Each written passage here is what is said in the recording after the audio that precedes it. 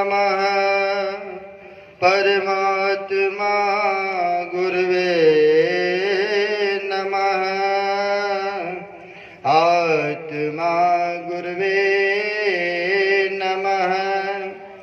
आदि गुरुदेव अनंत गुरुदेव अनादि गुरुदेव अखिल गुरुदेव चरण गुरुदेव शरण गुरुदेव श्री गुरु महाराज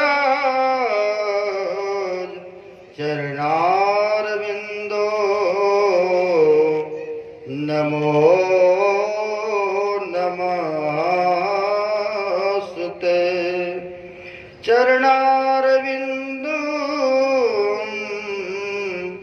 नमो नमस्ते।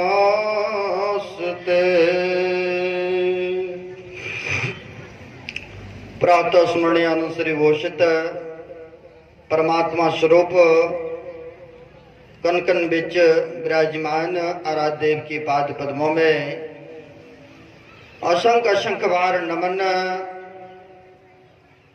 बिहार प्रांत से चलकर महुआ सहरसा से चलकर के आए हुए पूज्य पाद श्री के चरणों में इस दास का बारंबार नमन है। मंचस्थ पूज्य गुरुजन आए हुए सदगुरु के सदभक्तों सबों को नमन है। बड़े खुशी हर्ष की बात है जो कि प्रत्येक वर्ष की भांति नए साल में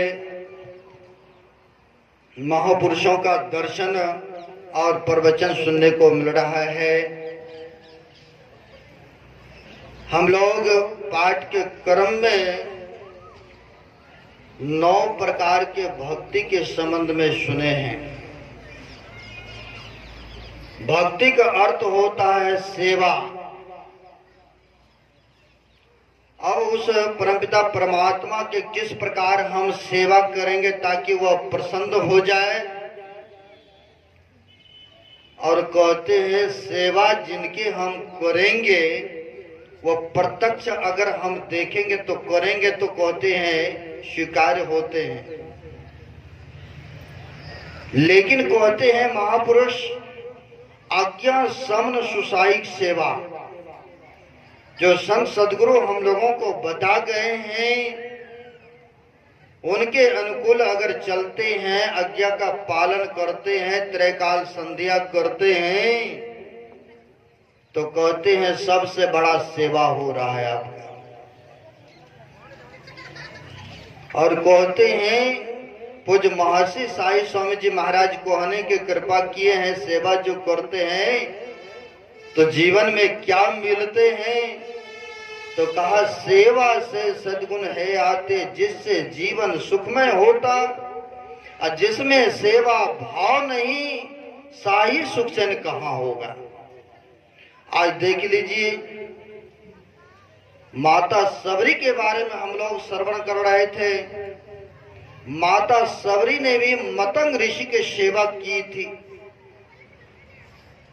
माता सबरी का आज देखिए नाम हो रहे हैं, आदर से उनको सूची में नाम लेते हैं और जुगो जुगो तक नाम ले रहे हैं। कब तो त्रेता युग में हुए थे और उनके नाम चल रहे क्योंकि उन्होंने गुरु की सेवा की थी माता सबरी ने। और गुरु के वचन पर उनको विश्वास थे। इतिहास में आया है कि राम भगवान जब जन्म भी नहीं लिए थे तो उनके गुरुजी ने मतंग ऋषि ने कहा था कि राम भगवान आएंगे और आकर के जंगल कुटिया में दर्शन देंगे और तब तक तुम शरीर को सुनिश्चित रखना। और गुरु के वचन पर विश्वास करके उन्होंने शरीर को रखे। और देखिए भगवान आए क्योंकि इनमें समर्पित था, श्रद्धा था, बड़े आदर भावना अंदर से एक श्रद्धा, एक प्रेम के विवल में जंगलों से लाया करती थी फल। सोचते थे कहीं आज ही ना प्रभु आ जाए अगर खिलाएंगे तो कहीं खाटा फल ना खाया जाए, तो उन्होंने काट काट करके देखा करते कि ये मीठा है या खाटा है। जो मीठा हुआ करते थे उसे खा लिया करती थी, यानी रख लिया करती थी, और जो खाटा होते थे उसे फेंक दिया करती थी। और उनके जूठन बैर ऋषि मुनि तो जंगलों में बहुत सारे थे, लेकिन आए किनके सबरी माई की कुटिया में, क्योंकि उनमें श्रद्धा, उनमें भक्ति।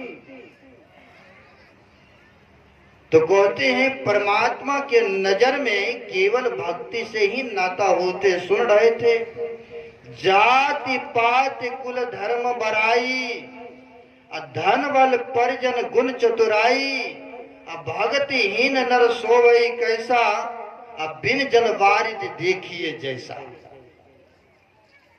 कहते हैं कुटुंब में बहुत सगा संबंधियां हो, कहते हैं जाति में उच्च जाति हो, धन दौलत अपार हो, सुंदरता हो, उनमें गुण भरा हो, विद्या भरा हो, अगर भक्ति नहीं है तो एक ही बात में कह दिया, भक्तिहीन नर शोभे कैसा, अब बिन जल बारिद देखिए जैसा। जिस तरह से रात्रि में बादल लगा था, बूंदा बूंदी गिर रही थी यहाँ पर, लेकिन बारिश नहीं हुआ। कई बार आप लोग देखे होंगे, बादल लगा है काली काली, लेकिन एक बूंद भी बादल पानी नहीं गिरते हैं, हवा उड़ा ले जाते हैं। कहते हैं इतने बड़े बादल लगने के बावजूद भी वह शोभाहीन है, क्योंकि बारिश नहीं उन्होंने गिराया, पानी नहीं गिरा। ठीक उसी प्रकार से कहते हैं भक्तिहीन नर शोभई कैसा, जिनके अंदर में भक्ति नहीं है वह परमात्मा के निगाह में, दृष्टि में प्यारे नहीं हैं। परमात्मा को केवल भक्ति का ही नाता होते हैं। इसलिए बड़ा अच्छा शब्दों में कहा है, साहब के दरबार में केवल भक्ति प्यार, केवल भक्ति प्यार, साहब भक्ति में राजी। कहते हैं साहब के क्या चाहिए, साहब मतलब होता है परमात्मा। उन परमात्मा को और क्या चाहिए, संसार के पदार्थ की आवश्यकता नहीं है। जो वो तो जर्रे जर्रे में है, कण कण में है, उन्हीं की रचिता ये सारा पदार्थ है, उनको हम क्या दे सकते हैं भाई। तो कहते हैं कि केवल वह भक्ति से ही नाता मानते हैं। साहब के दरबार में केवल भक्ति प्यार, केवल भक्ति प्यार, साहब भक्ति में राजी। तजा पकवान दासी सुत भाजी, खाए सबरी के बैर, ऋषि मुनि सब रोया। ऋषि मुनि बहुत सारे थे जंगल में, लेकिन किसी के पास नहीं गए। प्रभु राम श्री जाकर के माता सबरी के बैर खाते हैं, तो ऋषि मुनि सब जंगलों में थे, सब रोने लगे कि एक सब साधारण इनके जाकर के जूठन बैर खाए। क्योंकि भगवान के निगाह में केवल भक्ति से ही नाता हुआ करते हैं। और भैया लक्ष्मण जब नहीं खाए तो क्या हुआ, ले तो लिए और पीछे करके फेंक देते, छिड़ देते हैं। फलस्वरूप क्या हुआ, जब मेघनाथ का बाण लगा वही संजीवनी बूटी बना और उसे भी ग्रहण करना ही पड़ा। उधर नहीं जाना चाहता हूँ, शॉर्टकट में दर्शा रहा हूँ, यानी उनको भी ग्रहण करना पड़ा। तो कह रहे हैं खाए सबरी के बैर, ऋषि मुनि सब रोया, कड़े जब तप नेम आचार बहुत तेरा। बहुत आचार नेम तेम जब पूजा करते हैं। और भी बताते हैं किन युधिष्ठिर यज्ञ बटोरा सकल समाजा, अब मर्दा सबका मान, स्वपज बिनो घंट न बाजा। कहते हैं कि स्वपज भगत, हम लोग जानते हैं महाभारत की जब युद्ध हुआ, कौरव पांडवों में घमासान युद्ध हुआ। युद्ध होने के बाद जो है कौरव दलों के जितने थे सैन्य, जितने पब्लिक थे, सबके सब मारे गए। हस्तिनापुर हो गए किनके, तो धर्मराज युधिष्ठिर जी महाराज का। उनको मन चित नहीं लग रहा था, बड़े उदास रहा करते थे, मन में अफसोस हुआ करते थे। अगर सत्संगियों से, गुरु भाइयों से कई बार अशुभ काम हो जाते हैं तो कई बार मानस पटल पर वो घूमते रहते हैं कि मैंने ऐसा गलत काम कर दिया, ऐसा हुआ करते हैं अदा कदा। अब इनके मन में चल रहा था कि जिन धन के लिए, जिन पदार्थ के लिए मैंने इतनी हत्याएं की, इतनी लड़ाइयां किया, वो कौन सी काम के मेरे सगे संबंधी सभी मारे गए। बड़ी चिंतित हुआ करते थे। तो भगवान कृष्ण के प्रेरणा से, व्यास देव जी के प्रेरणा से उनके कहने के मुताबिक कहा, तुम बड़े चिंतित रहते हो, इन दुखों से, इन पापों से छुटकारा चाहते हो तो एक यज्ञ करो, महायज्ञ। कहा महाराज यज्ञ तो करने की इच्छा हो रही है हमारी, लेकिन हमारे तो युद्ध में सारा धन खर्चा हो चुके हैं, पास में है नहीं, तो कैसे करो। तो वेद व्यास जी ने आया है इतिहास में, वेद व्यास जी ने पहाड़ में धन की खजाना बता देते हैं और जाते हैं लाते हैं। तो उससे क्या करते हैं, साधु महात्माओं के लिए भंडारा के लिए प्रबंध करते हैं, सबों को आमंत्रित करते हैं भगवान कृष्ण के कहने पर कि जब तुम्हारा यज्ञ पूर्ण हो जाएंगे, घड़ी घंट ये आप ही बजेंगे 3 बार, तब समझना कि तुम्हारा यज्ञ पूर्ण हो गया। सबों को आमंत्रित किए, सब जगह निमंत्रण दिए, सब ऋषि मुनि साधु महात्मा आते गए, भोजन करते गए, दान दक्षिणा देते गए, लेकिन घड़ी घंट नहीं बजते हैं। धर्मराज युधिष्ठिर जी महाराज पूछते हैं कि कौन सा ऐसा भक्त रह गया है प्रभु जिनकी अभी तक भोजन नहीं हुआ है और अभी तक यज्ञ पूर्णाहुति नहीं हुआ है, पूर्ण नहीं हो पा रहा है, क्या बात है प्रभु, बताने की कृपा करें। भगवान कृष्ण कहते हैं जंगल में स्वपच भगत है, तुम लोगों ने निम्न जाति जान करके उसको आमंत्रित नहीं किया। जब तक उन भक्तों का पदार्पण नहीं होंगे, भोजन ग्रहण नहीं करेंगे, तब तक यज्ञ पूर्ण नहीं होंगे। तो भेजते हैं किनको, जिनको 10,000 हाथी का बल थे, भीम भैया को भेजते हैं। मन में खिन्नता भिन्नता कि कैसे नीच वर्ण के पास भेज रहे हैं, जाति के नीच वर्ण है। स्वपच भगत क्या थे, तो जाति के डोंग थे। इनके मन में भिन्नता आ रही है, कह रहे हैं कि कहाँ हमें भेज रहे हैं, फिर भी आज्ञा का पालन है। तो जाते हैं, जाकर के कहते हैं सीधी सीधी बातों में कि हमारे घर में हमारे भाई साहब भोजन के लिए आमंत्रित किए हैं, आप चलिए हमारे साथ। और संत जो होते हैं मन की बातों को जानते हैं, महापुरुष जान गई है तो अहंकार में आया है। साधु होते हैं भाव के भूखे, प्रेम के भूखे, श्रद्धा के भूखे।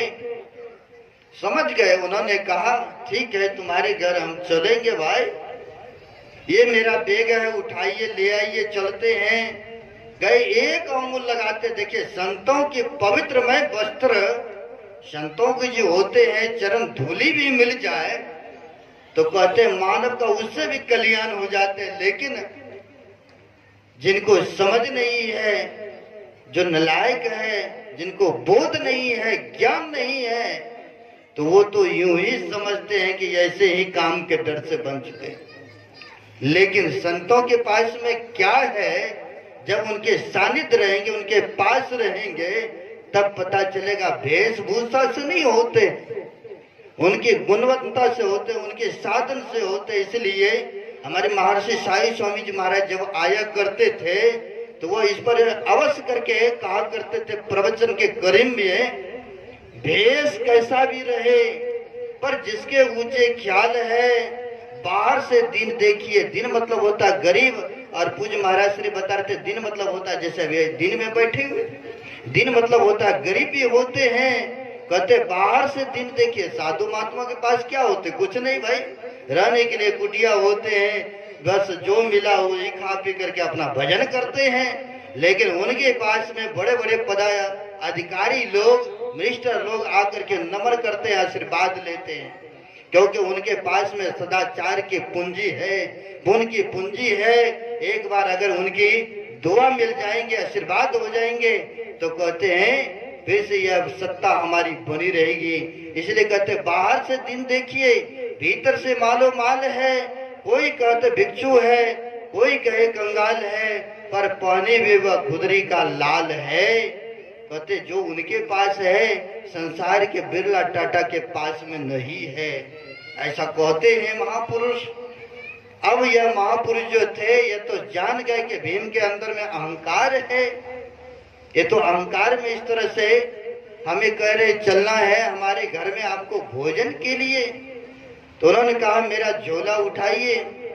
अब झोला एक अंगुल से उठाते हैं, एक अंगुल से झोला नहीं उठते हैं संतों की, पूरे पांव का बल लगाते फिर भी नहीं, 10,000 हाथी का बल लगा दिए फिर भी संतों के नहीं उठते हैं झोली। अब क्या होते हैं, कहते हैं आपको चलना है तो चलिए, नहीं चलना तो रहिए अपना कुटिया में ही। कहा चलो यहाँ से जाओ भाई भीम भैया। चले गए, जाकर के वहां कहते कि मेरे साथ नहीं आए। तब भगवान कृष्ण के कहने पर धर्मराज युधिष्ठिर जी महाराज से कहते आप जाएं आदर से उन्हें ले आइए।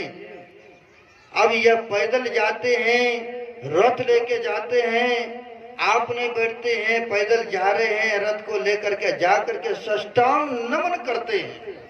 अगर किसी से कुछ लेना होता है तो झुकना पड़ता है, निम्न होना पड़ता है। और हम लोग देखते हैं जिस टहनी में फल लगता है वह स्वतः टहनी नीचे की ओर झुकते हैं। लोग फिर देखिए उसे ग्रहण भी फल को करते हैं, लोग उसके तरफ झांकते हैं, देखते हैं कि इस टहनी में, इस वृक्ष में फल लगा है। अब जिसमें लगा ही नहीं है तो उसको क्यों देखेंगे, क्यों झांकेंगे लोग। अब बड़े साष्टांग होकर के नमन करते हैं। और नमन करने के उपरांत जो है सुपज भगत कहते कहिए कैसे आना हुआ। कहा महाराज हमारे घर में आपका चरण पड़े, आप पदार्पण करें, भोजन ग्रहण करें। तब यह कहते हैं कि राजाओं का अन्न वो पवित्र हुआ करते हैं। कहा महाराज अगर राजाओं का अन्न वो पवित्र हुआ करते तो पवित्र भी तो आपके जैसे महापुरुष ग्रहण करेंगे तभी तो पवित्र होंगे। आप हमारे घर पर पधारने की कृपा करें। बड़ी विनम्रता के साथ, बड़े श्रद्धा के साथ कहा। और जब इस तरह से कहते हैं तो संत तो दयालु होते ही हैं, कृपालु होते ही हैं। चले अब जब गए हैं 56 प्रकार के भोजन द्रौपदी बनाई है कि कौन से भक्त है, कौन से संत है जिनके ग्रहण करने से यज्ञ पूर्ण होंगे। संत जो होते स्वाद नहीं देखते हैं, सबों को मिला जुला करके जो ही ग्रहण करते हैं यूं ही घंटी आप एक बार बज जाते हैं, सबों को तालियां बजाने लगे। क्या ऐसे भक्त थे जिनके कारण से अभी तक यज्ञ पूर्ण नहीं हुआ था। और भी लंबी कथाएं हैं, उधर नहीं जाना चाहता हूं। वही कह रहे हैं यहाँ पर मर्दा सबका मान, सुपज बिना घंट ना बाजा, पलटू ऊंची जात का, मत कर कोई अहंकार, साहब के दरबार में केवल भक्ति प्यार।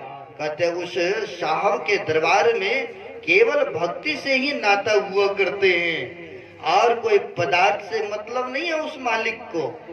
इसलिए कहते हैं उनका क्या सेवा करेंगे। तो कहा है गुरु महाराज भी, गुरु की भक्ति साधु की सेवा बिन कुछ नहीं पाइयो। गुरु की भक्ति करें, साधुओं की सेवा करें, तो देखिए इसी से आपका जीवन निहाल होंगे। एक सिख फरीद साहब हो गए, बड़े उच्च कोटि के महापुरुष। क्योंकि हम लोग भक्ति के संबंध में सुनते, भक्ति का अर्थ होता है सेवा। सिख फरीद साहब हो गए, बड़े उच्च कोटि के महापुरुष हुए।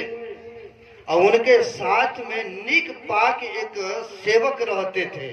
निक पाक मतलब हुआ बड़े शुद्धाचारी, बड़े पवित्र वह व्यक्ति थे। जिस तरह से यह सड़क के बगल में आश्रम है गुरु महाराज के, और इस होकर के जाना होते हैं बाजार मार्केट करने, तो जब इस होकर के जाया करते थे, जो सेवक थे शेख फरीद साहब के, एक माई देख करके बड़ी टीचरा किया करती थी कि देखो कितने हट्टे खट्टे हैं, कितने जवान तगड़े हैं, पढ़े लिखे हैं, काम करने के डर से यह वैराग्य ले लिया है। बहुत ऐसे कहते हैं। तो वह साधु बाबा क्या करते, उस राह नहीं जाकर के रास्ता को ही बदल देते हैं। अब बदल देते हैं।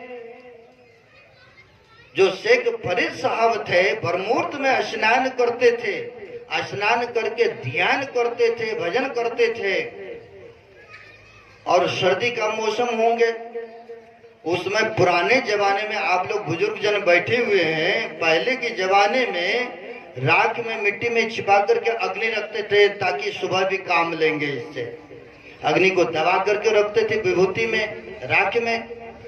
बारिश पड़ने के कारण से अग्नि बुझ चुकी थे। अब गुरुजी को पानी गर्म करके स्नान कराना है। स्नान कराने के लिए आग देखने गए, आग नहीं मिला। ढूंढने लगे इधर उधर आगे, कहीं नहीं मिला। अड़ोस पड़ोस में चले गए, वहीं देखते हो माई को ऊपर में पी रही थी, जिसको बोलते हैं हुक्का पीना। अभी भी हरियाणा चलिए, राजस्थान चले जाइए, वहां पर बड़े शौक के साथ मैंने देखा हूँ पीते हुए। चारों बगल चेयर डाले हुए हैं और कभी इसके आगे में कभी उसके आगे में घुमाते जा रहे हैं, पीते जा रहे हैं, बातें करते जा रहे हैं। ऐसे हैं। वो माई को देखते हैं, ये बाबा के वहां पर पी रहे हैं। चले गए सीधी कोठे पर, कहते माई थोड़ा आग दे दो हमें। तो माई भी टीचरा करती है कि आग के बदले में आपको भी कुछ देना पड़ेगा। अब सोच में पड़ गए कि क्या मांग रही है, पता नहीं क्या मांगेगी। अब क्या होते हैं, फिर भी गुरु पर विश्वास। हमारे भूतपूर्व एमएलए साहब हैं, बड़े श्रद्धालु, जब भी बुलाते हैं तो अवश्य करके हाजिरी लगाते हैं। और किसी भी प्रकार के हमें आपदाएं होता है, इनकी आवश्यकता पड़ते हैं तो हमारे स्वतः काम कर देते हैं। ऐसे हैं, बड़े सरल है, होना भी चाहिए। तो बोलिए प्रेम से श्री सदगुरु महाराज जी की जय। तो हम कह रहे थे कि वह सेवक चले गए कोठी के ऊपर और जाकर के कहते माई थोड़ा आग दे दो, पानी गर्म करना है, तत्ता करना है, गुरु महाराज को स्नान कराना है। तो माई कहती है आग के बदले में मैं भी कुछ मांगती हूँ, दोगे? कहा अवश्य करके मांगो, क्या मांगते हो माता? कहा इतने ही गुरु के प्रति श्रद्धा है, विश्वास है, तो आप एक आंख निकाल के हमें दे दो तो देखता हूं तुम्हारी कैसी गुरु भक्ति है, कैसी गुरु श्रद्धा है। कहने भर का देर था, अंगुल डालते हैं आंखों में और ऐसे देर करके हथेली पर लेके कहते लो माई, और हमें आग दे दो, गुरुजी के लिए स्नान कराना है, समय होते जा रहा है, ब्रह्मोत्त का समय निकलता जा रहा। माई तो डर गई, वो तो मजाक टिचरा कर रही थी। अब आंख पर पट्टी शट्टी बांध करके गए, पानी गर्म करके देते हैं, गुरुजी को स्नान कराते हैं। और जैसे प्रातः कालीन होते हैं तो देखते हैं गुरुजी आंख पर पट्टी बंधी हुई। तो पूछते हैं क्या बात है, आंख पर पट्टी बांध रखे हो?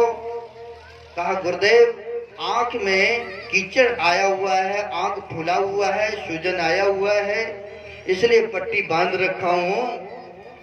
कहा ऐसी बात है, अगर आंख आया हुआ, कई बार सूजन हो जाते हैं आंख में, पट्टियां लगाते हैं, उसमें दवाइयां डालते हैं। कहा गुरुदेव आंख आया हुआ है इसीलिए पट्टी बांध रखा हूं। कहा ऐसी बात है तो कोई बात नहीं बेटा, आंख की पट्टी हटा दो। जैसे कहा आंख की बेटा पट्टी हटा दो, और जैसे पट्टियां हटाते हैं, और जैसे पहले दोनों आंख था वैसे फिर से दोनों आंख हो गए। तो यह है गुरु भक्ति की प्रकाष्ठा, यह है सेवा की प्रकाष्ठा। इसलिए कहते हैं करोगे सेवा तो मिलेगा मेवा, करोगे टहल तो मिलेगा महल। आज सबरी माई के देखिए नाम हो रहे हैं, इसलिए यथासंभव जहां तक हो सके तन से, मन से, वचन से, धन से सेवा परोपकार करना चाहिए। इसलिए यह मानव का शरीर मिला है भक्ति करने के लिए। आगे नहीं बढ़ूंगा क्योंकि हमारे पूज्यपाद महाराज श्री मंचासीन है। मैं इन महापुरुषों के श्री चरणों में निवेदन कर रहा हूँ कि अपने ज्ञान ध्यान के बातों से हम सब भक्तों को लाभ पहुंचाने की कृपा करेंगे। बोलिए प्रेम से श्री सद्गुरु महाराज की जय।